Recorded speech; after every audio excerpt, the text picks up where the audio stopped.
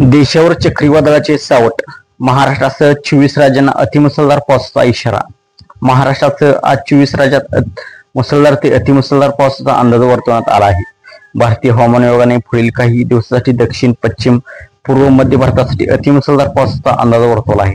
गेल्या काही दिवसांपासून उष्णतेच्या लाटेच्या तडाख्यात असलेल्या उत्तर भारतातील अनेक भागात पावसामुळे दिलासा मिळण्याची शक्यता आहे. हवामान खात्याने तामिळनाडू, पुदुचेरी, केरळ, लक्षद्वीप, कर्नाटकात 16 ते 18 जून दरम्यान हलका ते मुसळधार पावसाचा अंदाज वर्तवला आहे.